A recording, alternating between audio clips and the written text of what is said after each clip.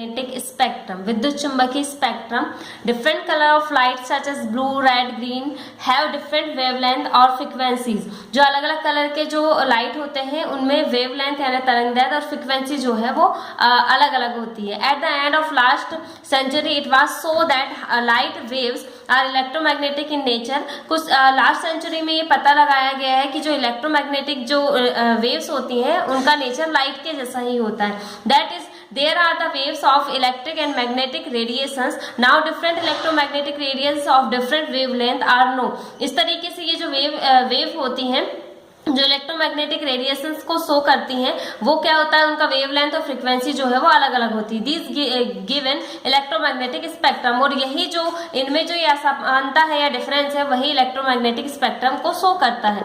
Different areas of spectrum are know by different names. जो अलग अलग स्पेक्ट्रम के जो एरिया होंगे उनको अलग अलग नामों से जानते हैं. जैसे कि example, radio frequency region is useful for transmission. जो रेडियो फ्रिक्वेंसी रीजन होगा यानी रेडियो आवृत्ति क्षेत्र, यानी कि जितने भी स्पेक्ट्रम होते हैं उसको अलग अलग क्षेत्र में बांट दिए हैं. तो एक नाम दिया गया है रेडियो फ्रिक्वेंसी रीजन. तो ये जो रीजन रहेगा वो 10⁶ हर्ट्ज का रहेगा, उसके आसपास का क्षेत्र रहता है और इसको हम ट्रांसमिशन रीजन या फिर परावर्तन रीजन कहते हैं. माइक्रोवेव्स रीजन जो होते हैं वो 10⁻10 हर्ट्ज का होता है और ये यूजफुल होते हैं रडार इंफ्रारेड रीजन के लिए, यानी इस रीजन पे रडार वगैरह काम करते हैं.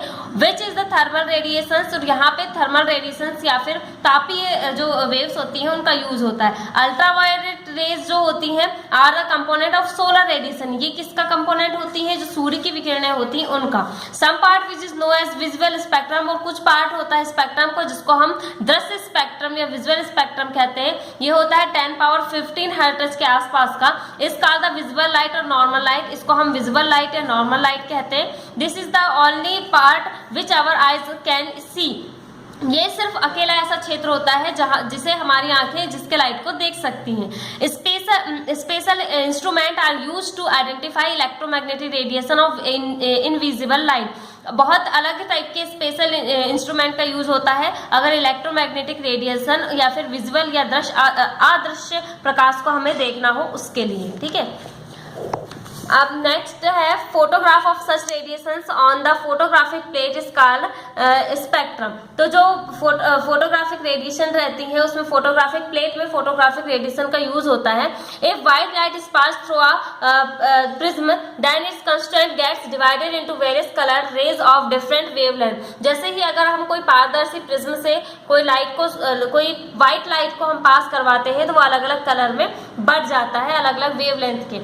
If a photographic plate is placed on the side of prism then light appears as 7 strips of 7 different color. और अगर हम प्रिज्म से गुजारने के बाद उसके एक साइड फोटोग्राफिक प्लेट को रख दें तो उस फोटोग्राफिक प्लेट पर कलर के अलग अलग टाइप के जो है स्ट्रिप या पट्टे बन जाते हैं. This is called spectrum of light, और इसी को हम लाइट का स्पेक्ट्रम कहते हैं. In this the strip of 2 colour partially overlap each other. और कई बार ऐसा भी होता है कि स्ट्रिप में जो 2 कलर आए होते हैं वो एक दूसरे से ओवरलैप हो जाते हैं यानी एक दूसरे में मिल जाते हैं. Hence it is difficult to identify the beginning और एंड ऑफ द कलर. और यहाँ पे हम पहचान नहीं पाते कि कलर स्टार्ट कहाँ से हुआ है और खत्म कहाँ पे. This type of spectrum is called continuous spectrum, और इसको इस टाइप के स्पेक्ट्रम को हम सतत स्पेक्ट्रम कहते हैं. तो 2 टाइप के हुए कि एक तो प्रिज्म से निकल के फोटोग्राफिक प्लेट में अलग अलग स्ट्रिप दिखा रहा है जिसको हम नॉर्मल स्पेक्ट्रम कहते हैं, और अगर वो आपस में ओवरलैप हो जाए 2 कलर इसके तो उसमें जो स्पेक्ट्रम होता है वो कंटिन्यूअस स्पेक्ट्रम कहलाता है. अब है एटॉमिक स्पेक्ट्रम, परमाणविक वर्णपट क्या होता है. When any element or its compound is heated to a high temperature by any method, then energy is emitted in the form of light.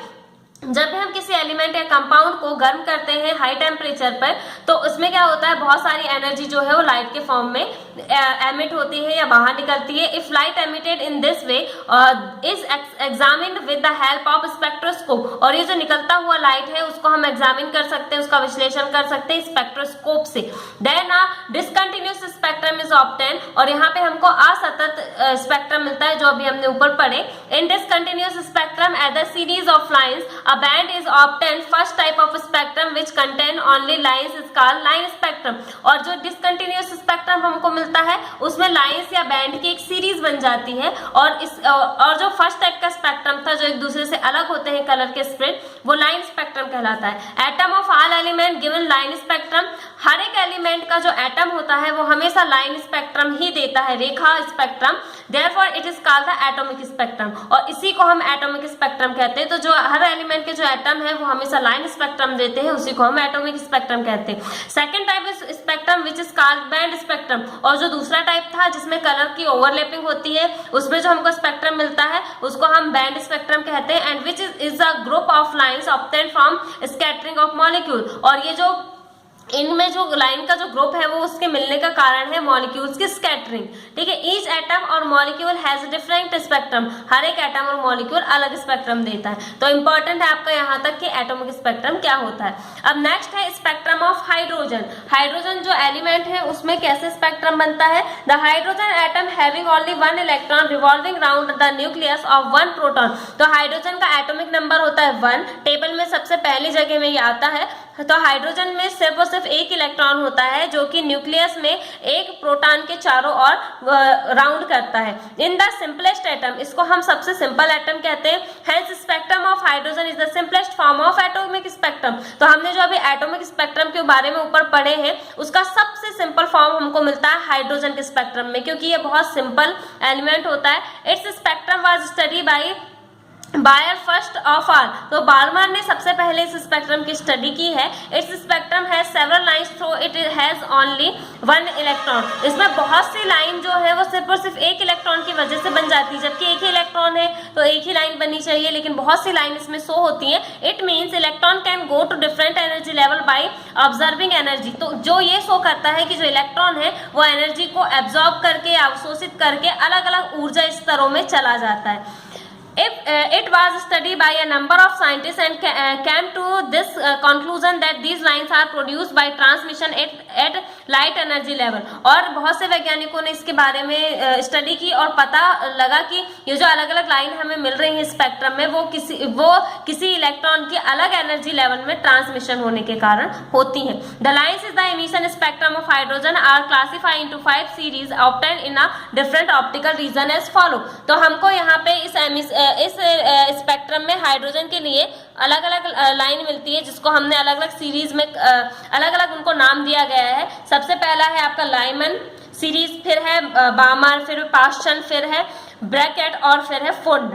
Each series of lines possess some properties that are similar, और ये जो line है इसमें बहुत सी property एक दूसरे के जैसी होती है। बामर series was discovered first of all in 1885, इनमें से सबसे पहले बामर सीरीज आई 1885 में। Balmer describe wavelength of lines in this series by the following equation, उन्होंने इस वेवलेंथ की लाइन की सीरीज को इस इक्वेशन के थ्रू बताया है। Lambda equal K n square upon n square plus 4, जहां पे लैम्डा वेवलेंथ है और के कांस्टेंट है और एन जो है वो 3, 4, 5, 6 ये जो है वो एनर्जी लेवल को शो करता है, ठीक है। जैसे ये डायग्राम में दिया है different series in hydrogen spectrum, 8 तक की आपकी सीरीज दी गई है जो हमने पढ़ा है, ये अलग अलग ऊर्जा स्तरों को दिखाता है, और एन इज इक्वल 1, 2, 3, 4, 5 जो है वो एनर्जी लेवल को दिखा रहा है। और यहाँ पे जो अलग अलग सीरीज है लाइमन बामर सीरीज, इनमें जो लैम्डा है उसकी वैल्यू जो है वो बदलते जा रही है, ठीक है।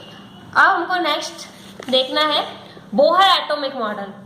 जो बोहर है उन्होंने भी अपना एक एटॉमिक मॉडल दिया है, वो क्या है। Niels Bohr in 1930 presented an atomic model on the basis of Planck's quantum theory in order to remove the defects of Rutherford atomic model. तो जो नील्स बोर है उन्होंने 1930 में एक एटॉमिक मॉडल दिया जो प्लैंक के क्वांटम थ्योरी पे ही आधारित था, और ये जो रदरफोर्ड के एटॉमिक मॉडल की जितनी भी कमियां थी उनको दूर करता है। Its major postulates are as follow, इसकी कुछ परिकल्पनाएं हैं। जैसे फर्स्ट है there are stationary energy level around the nucleus of an atom which are spherical. उन्होंने बताया कि जो न्यूक्लियस के चारों ओर जो एनर्जी लेवल होते हैं, जैसे ये बोर एटॉमिक मॉडल बना हुआ है, इसमें बीच में न्यूक्लियस है और न्यूक्लियस के चारों ओर राउंड शेप में जो बने हैं वो अलग अलग एनर्जी लेवल को शो करते हैं। तो न्यूक्लियस के चारों तरफ जो एनर्जी लेवल है वो क्या होते हैं, स्फेरिकल यानी वृत्ताकार होते हैं। दिस कॉल्ड ऑर्बिटल, और इन्हीं एनर्जी लेवल को हम ऑर्बिटल कहते हैं, ऑर्बिटल या कक्षा। Electron revolve in this orbital, जो इलेक्ट्रॉन होते हैं वो इन्हीं ऑर्बिटलों में भ्रमण करते हैं या घूमते हैं। Electron revolve in those orbital only in with the angular momentum in an integer multiply of h upon 2π। इस ऑर्बिटल में इलेक्ट्रॉन को घूमने के लिए कुछ चीजें जरूरी है। ऑर्बिटल में इलेक्ट्रॉन को मूव करने के लिए एंगुलर मोमेंटम या कोणीय संवेग जरूरी है और इंटीजर मल्टीपल ऑफ h/2π और सरल गुणांक होना चाहिए h/2π का। तो द एंगुलर मोमेंटम क्या होता है, mvr इज इक्वल nh/2π, जहां पे m जो होता है वो घूमने वाले इलेक्ट्रॉन का मास होता है, v उस इलेक्ट्रॉन की वेलोसिटी होती है, r उस और जिस ऑर्बिटल में वो घूम रहा है उसकी रेडियस है, और n इंटीजर है कि वो किस एनर्जी लेवल में मूव कर रहा है, 1 2 3 जो भी, ठीक है। अब है the energy of the orbital nearest to the nucleus is minimum. जो एनर्जी लेवल या ऑर्बिटल जो है उनमें सबसे कम वैल्यू जो होती है वो न्यूक्लियस के पास वाले एनर्जी लेवल की होती है। It is denoted by the symbol k for n is equal 1। यहाँ पे पहले एनर्जी लेवल को हम k बोलेंगे, फिर वैसे ही बढ़ता जाएगा k l m n इस तरीके से, जिसमें हम n इज इक्वल 1 2 3 4 5 कुछ भी वैल्यू रख सकते हैं। There is no change in the energy of an electron with the revolves in its to orbital और एनर्जी लेवल। कभी भी दो एनर्जी लेवल के बीच में अगर घूम रहा है इलेक्ट्रॉन तो उसके एनर्जी में कोई भी चेंज नहीं आता। When energy gives externally to the an electron, और जब तक हम इलेक्ट्रॉन को बाहर से कोई एनर्जी ना दें, it moves to higher energy level, it then return back to ground state immediate energy. वो एनर्जी लेकर हाई एनर्जी लेवल में चला जाता है और फिर उसे बाहर निकाल करके वापस अपने पुरानी स्थिति में आ जाता है। द एनर्जी ऑब्जर्व और evolve in the form of quantum. ये एनर्जी लेना और देना क्वांटम के फॉर्म में चलता है। The frequency of wavelength of emitted और observe radiation depend upon the difference between the evolving energy level. तो ये जो वेवलेंथ और फ्रीक्वेंसी है वो एनर्जी लेवल के बीच में जो एनर्जी ली या दी जा रही है उस पर डिपेंड करता है।